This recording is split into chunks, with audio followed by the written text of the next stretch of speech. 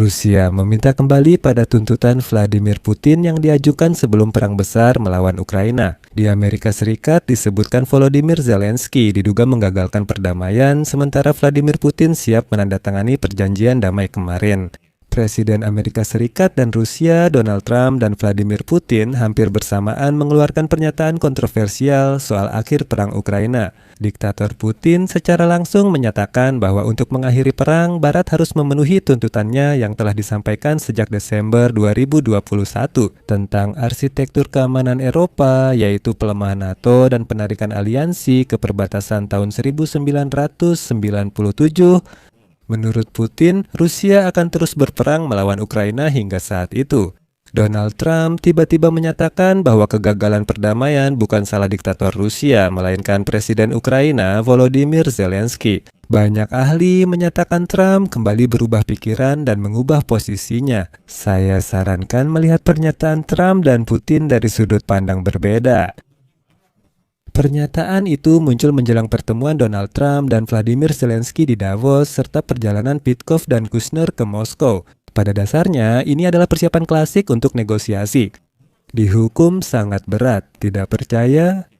Kalau begitu, perhatikan peringatan bahwa dalam beberapa hari ke depan, tepat sebelum pertemuan Trump dan Zelensky, Rusia sedang bersiap untuk kembali menyerang Ukraina dengan rudal Oreshnik. Saya Alexei Peci, mari bahas topik ini bersama. Tapi sebelum kita mulai episode ini, saya minta kalian untuk subscribe ke channel ini, beri like dan tulis komentar apa saja di bawah episode ini. Selain itu, jangan lupa juga untuk follow channel Telegram saya, Peci News. Link ada di deskripsi. Kami publikasikan berita terbaru segera setelah diterima.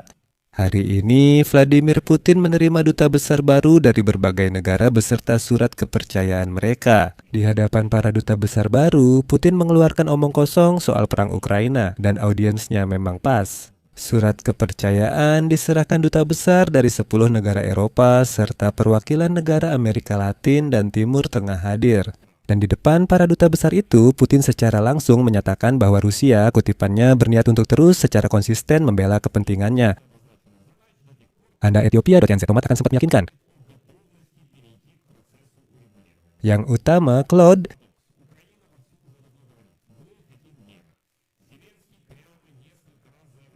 Painskaya Chevayo Alpinu.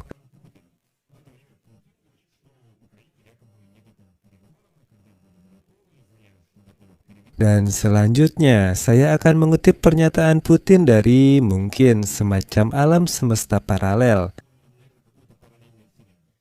Negara kita berupaya mencapai perdamaian jangka panjang dan berkelanjutan yang menjamin keamanan semua orang. Tidak semua tempat, termasuk Kiev dan ibu kota pendukung, siap untuk itu. Namun kami berharap kesadaran akan kebutuhan ini segera datang. Selama itu belum terjadi, Rusia akan terus berusaha mencapainya. Di sini saya akan sedikit menyimpang dari Vladimir Putin karena ini penting untuk gambaran keseluruhan. Duta Besar Amerika Serikat untuk NATO, Matthew Whitaker, menyatakan bahwa penyelesaian perang Rusia melawan Ukraina saat ini sudah sedekat sebelumnya. Namun, langkah-langkah akhir untuk mengakhiri konflik akan menjadi yang paling sulit. Berikut kutipannya, saya rasa kita sekarang sedekat sebelumnya hanya tinggal menyelesaikan kesepakatan. 1 yard terakhir di zona merah paling sulit. Saya rasa hal yang sama berlaku di sini. Yard terakhir tidak akan mudah, tapi firasat saya baik. Namun, seperti yang Anda tahu, Rusia selalu mengajukan usulan baru saat negosiasi hampir selesai. Hal ini kembali terjadi kali ini. Dan hari ini, Vladimir Putin kembali mengajukan inisiatif untuk memulai pembahasan opsi pembentukan sistem keamanan yang adil, yang menurutnya bisa membantu mengakhiri perang. Dan sekarang saya akan mengutip pernyataan Putin terlebih dahulu. Lalu kita akan membahas pesan baru, sebenarnya pesan lama yang diulang kembali oleh Kremlin ini. Hari ini, Putin menyatakan bahwa krisis di Ukraina akibat pengabaian kepentingan Rusia selama bertahun-tahun dan kebijakan yang sengaja mengancam keamanan mereka. Saya ingatkan, Rusia telah berulang kali mengajukan inisiatif untuk membangun arsitektur keamanan Eropa dan global yang baru, andal, dan adil. Kami yakin pembahasan inisiatif ini perlu diulang untuk menetapkan syarat tercapainya kesepakatan, dan semakin cepat semakin baik penyelesaian damai konflik di Ukraina. Dan kutipan ini adalah jebakan baru dari Kremlin. Masalahnya adalah Vladimir Putin sebenarnya menyatakan bahwa Kremlin ingin agar arsitektur keamanan baru Eropa dibahas dan disepakati dengannya. Padahal arsitektur keamanan Eropa sudah lama terbentuk dan berfungsi, yaitu Aliansi Atlantik Utara. Mengapa Vladimir Putin bilang kita harus kembali ke pertanyaan ini? Saya akan jelaskan. Memang kita perlu kembali ke tahun 2021.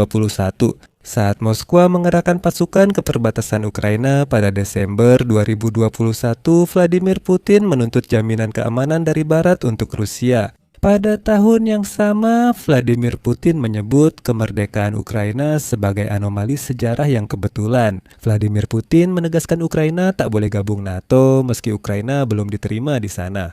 Peristiwa penting terjadi 18 November 2020, satu saat Vladimir Putin di Dewan Kementerian Luar Negeri Federasi Rusia menegaskan Rusia menuntut jaminan keamanan hukum dari Barat. Saat itu, sebenarnya Rusia sudah tak lagi terancam. Pada 1 Desember 2021 saat berbicara di depan diplomat Eropa seperti hari ini, dia juga menerima surat kepercayaan.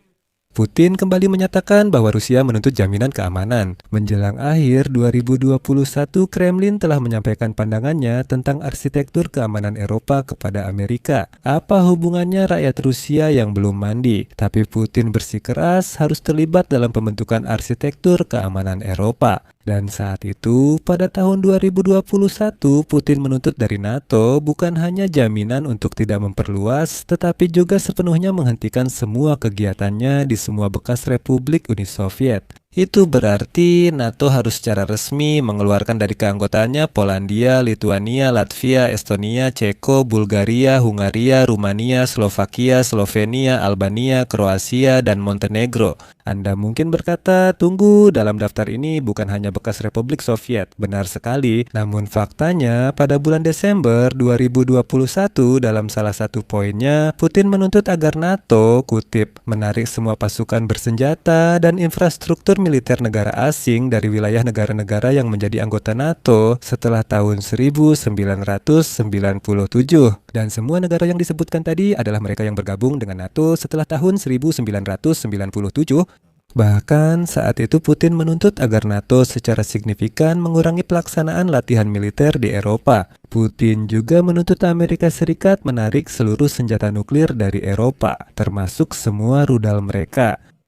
Masih banyak poin serupa lainnya, tetapi intinya adalah Eropa harus menjadi tidak berdaya menghadapi agresi Rusia. Dan semua bisa dibilang negara-negara Eropa Timur pada dasarnya harus keluar dari NATO, dan NATO sebagai aliansi hanya akan tersisa di atas kertas, tidak lebih dari itu. Jelas bahwa NATO tidak setuju dengan hal itu, dan kemudian Rusia memutuskan untuk menghukum NATO dengan perang melawan Ukraina. Ya, itu memang terdengar aneh, tapi tentu saja Putin takut menyerang NATO, tapi dia malah menyerang Ukraina. Putin kini menyatakan bahwa untuk mengakhiri perang di Ukraina, perlu kembali pada tuntutan Rusia soal arsitektur keamanan baru di Eropa. Intinya, kembali ke isu yang diangkat Desember 2021, Presiden Amerika Serikat Donald Trump tiba-tiba mengubah retorikanya dan mengejutkan semua orang dengan pernyataannya. Presiden Amerika Serikat menyatakan bahwa justru Kiev, bukan Moskwa, yang menghambat potensi perjanjian damai untuk menyelesaikan perang. Dan hal itu membuat orang-orang Eropa sedikit terkejut. Trump menyatakan Presiden Rusia Vladimir Putin siap mengakhiri konflik, sementara Zelensky dinilainya kurang siap. Saat ditanya alasan negosiasi yang dipimpin Amerika Serikat belum membuahkan hasil, Trump hanya menjawab singkat, Zelensky.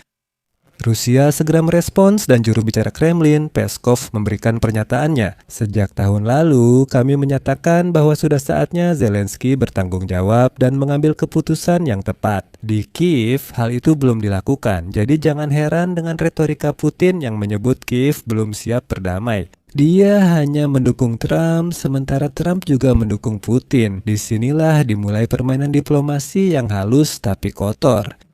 Putin tidak asal bicara soal arsitektur keamanan Eropa saat ini.